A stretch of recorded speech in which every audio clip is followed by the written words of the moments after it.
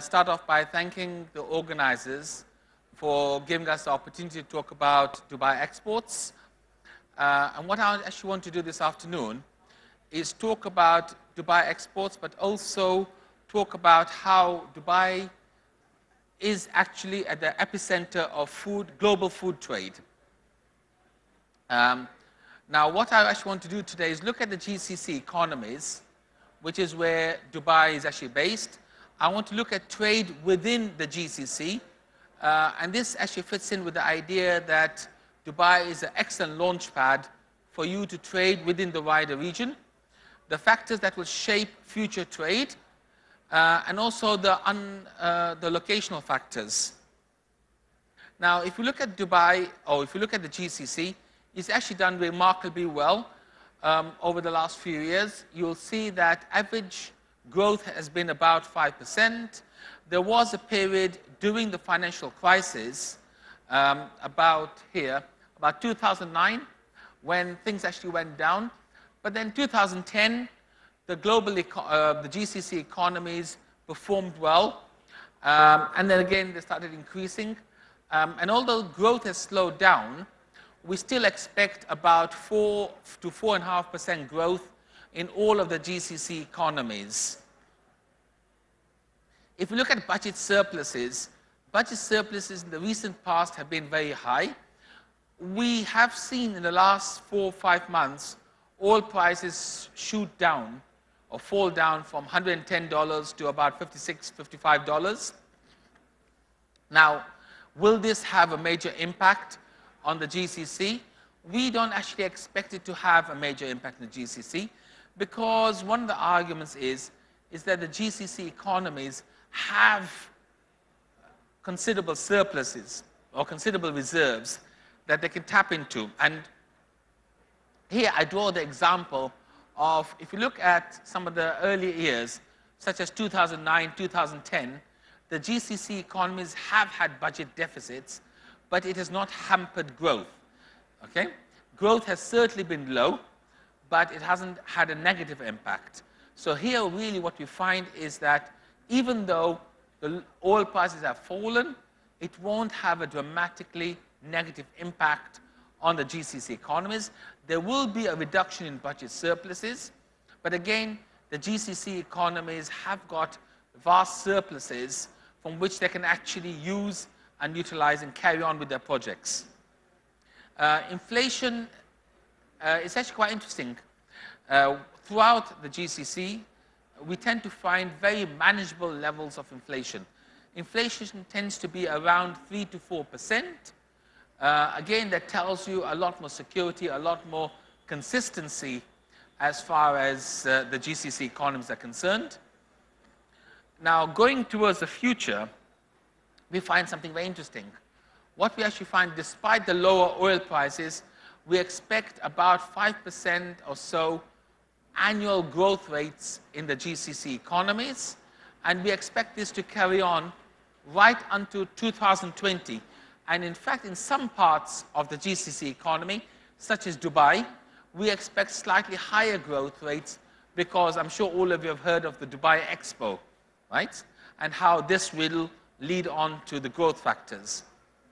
Now, one of the interesting things about the GCC is that half the population is actually under 35 years old. This is a huge consumption base. So half the population is under 35 years old. It's a high consumption base. And what is actually more interesting is that the GCC population will continue to grow. And interestingly enough, it will grow in the range of, in fact, between now and 2050, we expect a 50% growth in the GCC population. Now, this tells you that this is a young, growing economy, highly connected, highly technology connected, high rates of internet connectivity, highly educated, with very modern tastes and habits as far as consumer behavior is concerned, as far as trends are concerned. Now, one of the interesting things, of course, is intra-GCC trade is very low. That itself is not a problem, because what actually means that the GCC does not trade very much itself. Dubai, of course, is a bit of an exception. Dubai actually is the feed to the rest of the GCC countries. So really the story I'm trying to build up here is that the GCC is a very promising region. It's one with high economic growth, high population growth, very little trade between, say, Saudi and Bahrain, Saudi and Kuwait. But if you want to trade to these countries, Dubai becomes a natural entry point. Dubai gives you the entry point that you need. Now, I've been talking about GCC, but really here now I want to open up the whole region. And if you look at the whole Middle East, right? Now, this is where things become more interesting. If you look at the whole Middle East, we tend to find very nice growth rates in the MENA region, in the Levant region, also in Central Asia. Why is this important? Because these are the areas from which Dubai has very good connectivity. Okay? So one of the things that people do is when they enter Dubai, they re-export from Dubai to the Levant, to Iraq, to North Africa, to East Africa. We've done a lot of work exporting to East Africa, exporting down, and all of these economies will see positive growth, will also see positive growth in terms of population. So really now, moving to Dubai gives you the key advantage of the GCC, also gives you the advantage of penetrating the wider market. Now here I'd like to bring in another important factor. The GCC is part of something called the Greater Arab Free Trade Agreement. This means that you can actually export from the UAE to any of the 21 Arab countries without any taxes or tariffs, okay? Which gives you a greater advantage of doing business from Dubai. Also, the UAE, as a part of the GCC, is in various stages of negotiating with 22 different regions and countries free trade agreements, again, opening up economies. So this gives you a much wider potential, also allows you to extend your market base. Now, one of the key factors, of course, about Dubai is that it's what we call the Dubai Triangle. Dubai is excellent in terms of bringing buyers, in terms of connectivity. It has the world's 6th largest port, 3rd largest port operator, one of the largest airlines. So again, it gives you connectivity to a much wider market. We do a lot of work. In fact, one of the things that we've found is that we have a lot of buyers now from Central Asia, from Africa, coming into Dubai, right? In terms of food capabilities, there are more than 2,000 companies registered in Dubai that are involved in the manufacture and the trading of food, okay? Food, okay, comprises of 14% of the manufacturing GDP, and we export from Dubai to over 110 countries. So in other words, there are established lines, okay? There are established modes of entry into over 110 areas. Now, there are certain sectors where we have built established niche areas, okay? Sugar, of course, we are a major producer. In fact, for a country that does not grow sugar, Dubai actually has the world's largest independent sugar refinery, and a quarter of all our food exports actually consists of sugar, vegetable oil, chocolates. If you visit our stand at 6DA, you will see that a lot of our products that we export are sugar, vegetable oil, chocolates, different types of chocolates, fruit juices, cakes, etc. Now, why would you want to use Dubai to export? And why do we strongly believe that Dubai is the epicenter of global food trade? Firstly, I talked about the idea of a growing market, not just GCC, but also MENA. Then we have the idea that there's already an existence of capabilities, which means you have manpower there, you have skills, you have peripheral industries, We have packaging companies that are well versed with modern technology and can support the food industry. Then we come to this wonderful idea. Food, by and large, is a perishable product at some point. And hence, you need efficient logistics. From Dubai, you can reach up to Europe. In fact, we have food producers that use road transport. 5% of our exports are road-based exports, okay, using roads. And this gives you connectivity all the way down to Turkey and the Levant countries, okay? We also have an immense shipping line connectivity.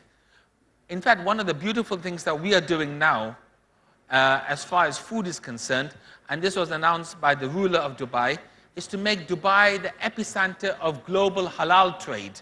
Okay? Now, halal trade is a market worth more than $6 trillion. Okay? This is a huge market, and we are working by connecting different centers around the world through Dubai. So, for example, you would source meat and poultry in South America, in Australia, you process it, you certify it. We're talking about certification earlier, we're talking about the Codex standards, Codex Alimentaria. We also have halal standards. And the way that Dubai is working is linking these together through mutual recognition agreements. So we understand each other's halal standards.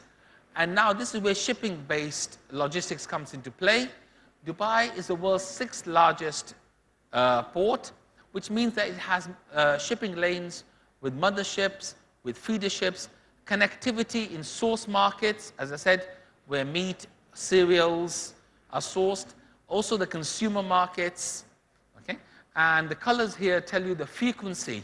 In fact, there is not a single port that cannot be serviced from Dubai. Then we have something which is actually a new development. It's called the Dubai Logistics Corridor. The idea behind the Dubai Logistics Corridor is to create a bonded area which allows you to move from air to sea and from sea to air logistics. This becomes extremely important, especially in the food sector, because of 2 reasons. A, you have perishable products, and B, you're exporting to countries which are landlocked. For example, I was recently in Kazakhstan. Kazakhstan has a huge demand for food products, okay? But how do you get your products into Kazakhstan? Okay?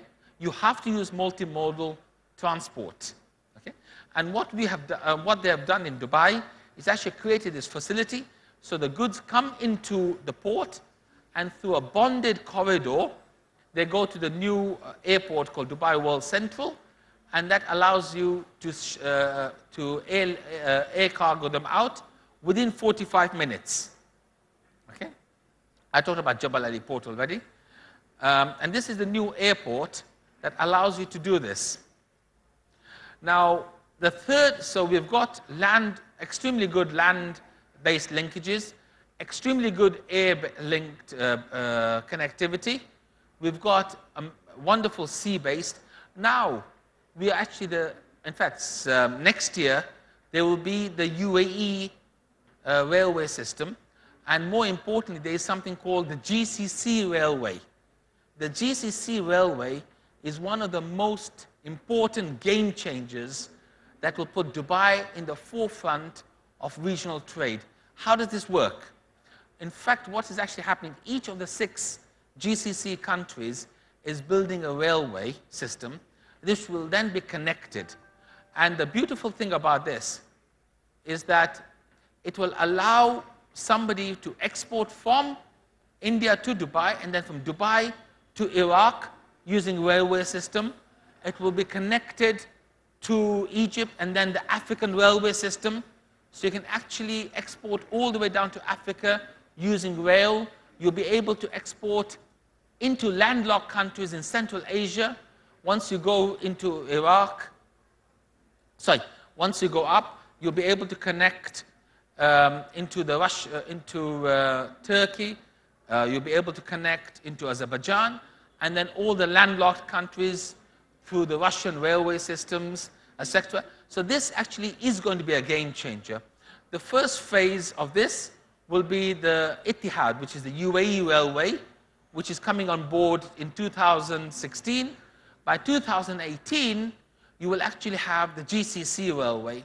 And as I mentioned earlier, the GCC railway will allow you to connect to the African system, to the Levant, to Turkey, and from Turkey also it will be connecting to Europe, the other side to Russian railways, and the Russian railways all throughout to the landlocked countries. So this really will be a game changer and will actually change the way that trade is done through Dubai.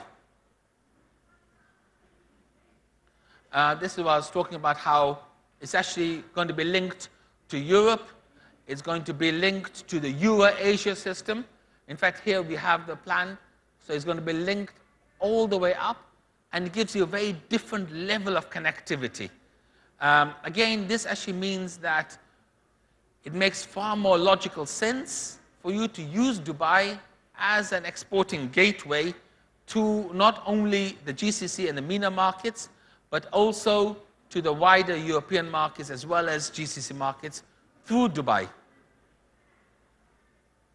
Now, the logical question is, ideally from Dubai Export's perspective, we would like you to export from Dubai.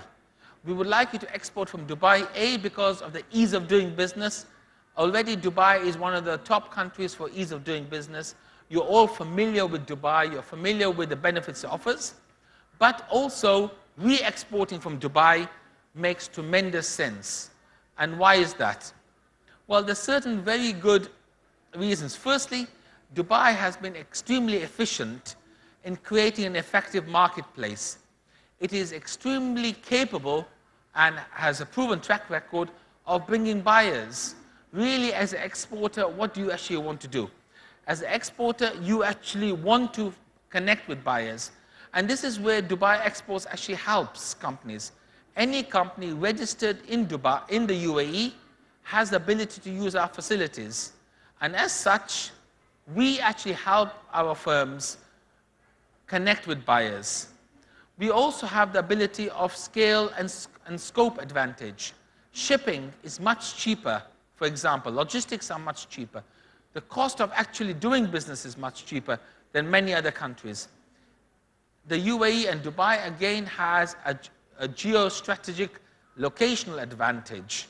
I talked about Dubai being the part in the middle of what we call the Dubai Triangle, and that really is what it is, because it allows it to connect with lots of different countries and booming consumer markets. I mentioned the ease of doing business, ease of doing trade. To export from Dubai, you only need 4 pieces of paper: a commercial invoice, a certificate of origin, a bill of lading, and a certification document. And that's in the case of food, a food certification document. 4 documents, okay? And in fact, what is actually happening is from next year, all government departments will have to be smart, which means that you'll be able to carry out all your activities using a mobile phone. The idea is that you can actually import a product, get it through customs from your mobile phone. Okay? Of course, physically you have to go and carry it or get someone to do it, but all government services will be on a mobile phone. Even today, you can go to Dubai Trade and you can do all your customs clearance online. Okay? And this is the ease of doing business, which also makes it much easier if you want to re-export. Now, again, why else is it important to re-export from Dubai? We have excellent infrastructure. We have plug-and-play facilities. If you go to Jebel Ali, which is a free zone, you have facilities there that allow you to use ready-made cold storage warehouses, normal warehouses. Things that you don't have to construct, which are ready-made. You just use the facilities. Okay? We've got excellent peripheral industries. We've got manpower. And in fact, one of the interesting things is manpower, extremely cost-effective. Now, within a free zone, and as long as companies are exporting into the free zone, there's no import duty whatsoever. This, for re-exporting purposes, makes it extremely convenient. You import into a free zone, and then you can re-export from a free zone without any customs duty, without any cash flow going out, and at the same time without any paperwork. If you are taking your goods out of the free zone, there's a simple formula. Food-based products tend to have 0 import duty, right? Generally speaking. Of course, the exceptions. For pork, it's 100%. For alcohol, it's 50%. For tobacco, it's 100%. These are the 3 main exceptions where import duties are concerned. Apart from these 3, generally speaking, food has import duty which is 0, generally speaking. Okay? Non-food products have 5% import duty, a standard flat 5%. Okay? Now, if you are manufacturing in the UAE, even your capital equipment, you don't have to pay the 5% if you're manufacturing. So if you want to set up a manufacturing base in the UAE, you can get your capital products in there without paying 5% duty. You can get your raw materials brought in without paying the 5% duty. Okay? You can apply to the government for an import duty waiver. Okay? If you're worried about 100% ownership, you produce in a free zone. If you don't want, if you're not bothered about 100% ownership, you can produce outside the free zone. We have 34 clusters in the UAE, right? Different types. And now we're building one of the world's first halal, in fact, sorry, it's already established in Jebel Ali, one of the world's first halal food manufacturing cluster. Why is it important to have a halal food cluster? Because all the products that go into this zone are halal. All the products that come out will also be halal. So there'll be no non-halal activity taking place in the halal free zone. Okay? This makes it much easier for you to export to the global market. Now, one of the things that we have found is the largest consumers of halal products are not the Muslim countries, but are Europe and North America. Okay? Where the ability to spend money is much higher. Okay? And it's a huge market. Now, again, re-exporting or exporting from Dubai means there's no tax. It's one of the few countries in the world where you can make as much money as you want and never worry about the government revenue service coming and knocking on your door. No need for you to keep records on tax. No need for you to keep records on sales tax. No need for you to keep records on VAT. Okay? What a wonderful place, right? It's a great place to export from. No problem about capital repatriation. You can repatriate capital unlimited amounts anywhere in the world, okay? At any time. There's no rules, no capital controls, no issues about capital. There is economic and financial stability. One of the interesting things that we have seen over the last few years is that there's been a greater level of inward investment because of the economic stability, because of the financial stability. The cost of borrowing is very low, right? All of you are aware of the cost of borrowing in India, right? It's double digits, isn't it? It's low single digits in the UAE, okay? And there are also benefits. As long as you're manufacturing in the UAE, there are benefits from doing so. Now, what do we actually want to do? Well, one of the things that why we are here, why Dubai Exports is here in this event, is that we are actually promoting exports from Dubai globally. We do this quite every month. We go to a number of exhibitions globally, promoting trade from Dubai, promoting Dubai companies. Now, in India, we actually have an office of our own. Okay? We have an office in Nariman Point, which is the Dubai Exports office. And the aim behind this office is to actually increase trade and also at the same time get more Indian companies to export from Dubai.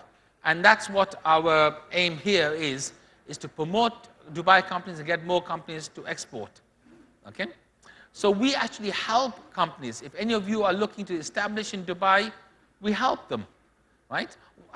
Recently, we were talking to pharma companies, and we found that pharma companies, pharmaceutical and biotech companies, pharmaceutical companies, find it difficult to export to Europe because for some reason they come under certain scrutiny. But if they manufacture those products in UAE and then export to Europe, they become acceptable.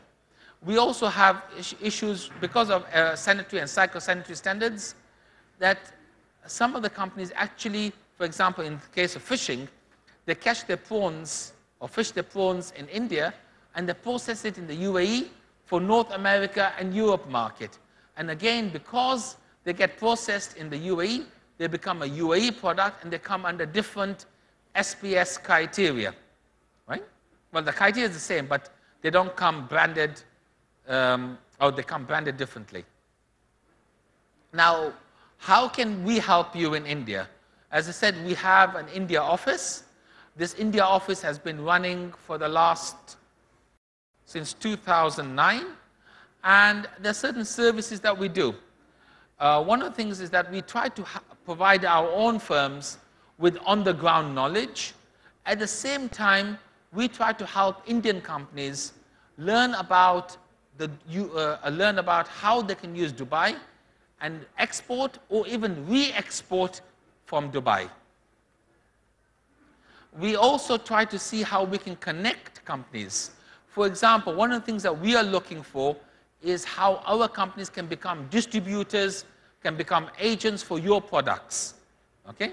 Not for the Dubai market, but how our companies can become distributors or agents for your products for the wider market. We are looking towards the MENA, looking towards Central Asia, looking towards Africa. Okay? At the same time, our companies can help you overcome the distance issue. It's easier for our companies to work when they export your products from Dubai to Saudi, etc. Okay? We also help you, for example, many of you will be attending Gulf Food.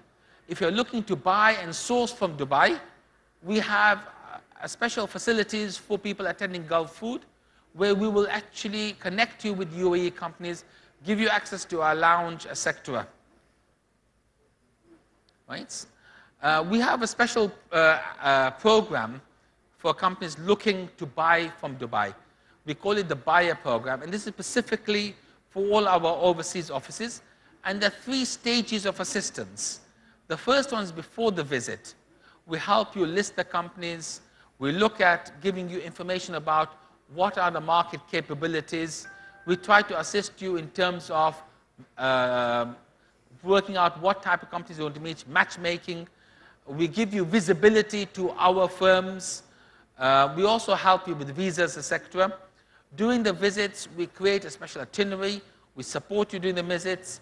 We take you to clusters and free zones so you can actually see how it is to produce and export from Dubai. We give you connectivity to government trade facilities. And after the visit, of course, we do follow-on activities. Our local office here will be coordinating with you to help you. Right? As I finish my presentation, I would like to say that we have a stand here. We have an India office, or the best way of connecting with our India office is through our email address, which is otr.india@ddc.gov.ae. Okay? And we're here to help you. So please visit our stand, which is 6DA, and we'll be most pleased to work with you and help you connect with our firms in Dubai. Thank you.